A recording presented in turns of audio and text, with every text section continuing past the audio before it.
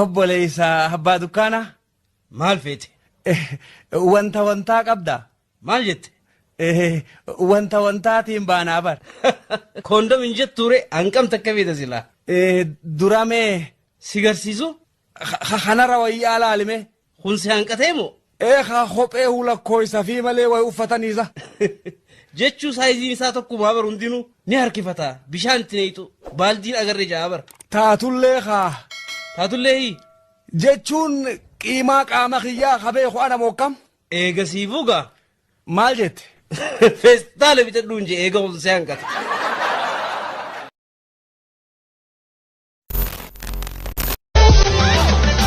Sidin maqaa keetiin fira kootiin gargar ba'e fira faana gargar ba'e sidin sitina tuus yaadni kan kee humnaaf ta'e ofittummaan keessumaaf ta'e kan sidin awwaalama dhabiduun ta'e.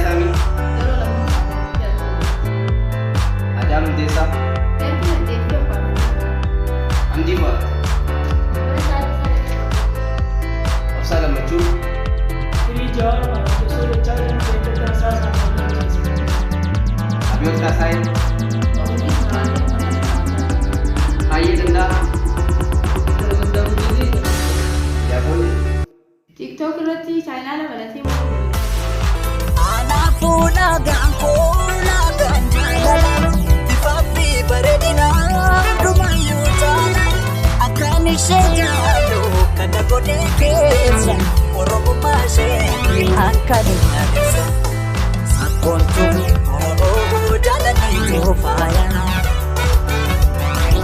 hamaan sin argatiin akka nagaya. Sabboontu Oromoo jaalallee faaya amanne sin argatiin naaf ta'e nagaya.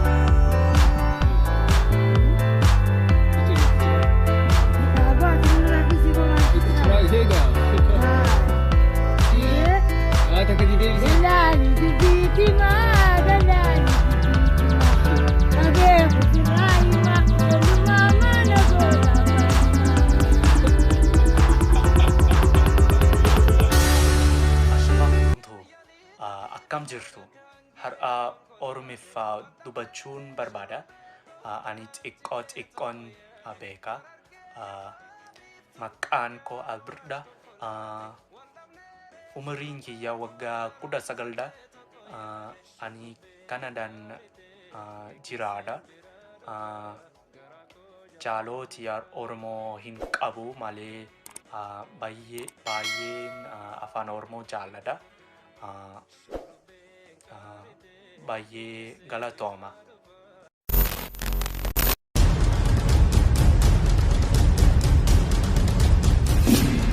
Maal taate? Ani waan akkam taane isaa waate.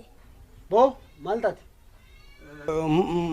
Lakki Dubbadhu haa maal holottaami maal taate? Aba maal gootiin? Anumaan goonee dhufumaa itti dhufe. na dhufe itti naa deebisiifin na dhufiif jala fiigu jira bar. Kanaaf dura fiidaa deemti deebisiif.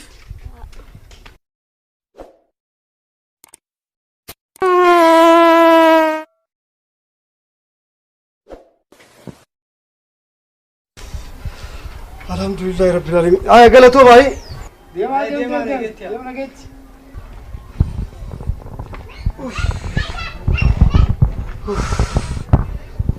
Woy mucaan maaluma nyaataa dhoytu na kaase. Yaadoko sifaan guree joorro Kuyya magaatee koo mado shoolee mado kuyya magaatee.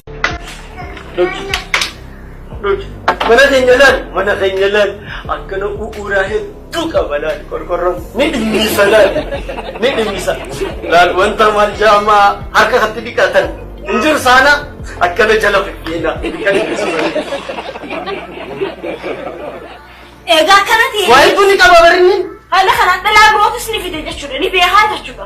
Olloo dhala hedduu beeka ni qaba dhala hedduu beeka ni qaba wanti cufaatu ni qaba. Maal? Ana malees ni fide. Dhala laal kabeeko duniyaa beekaa Faatimaani beekaa ayyaantuuni beekaa munaani beekaa iftuuni beekaa mustalifaani beekaa hedduu beekan hedduu akkana tadabbaqa.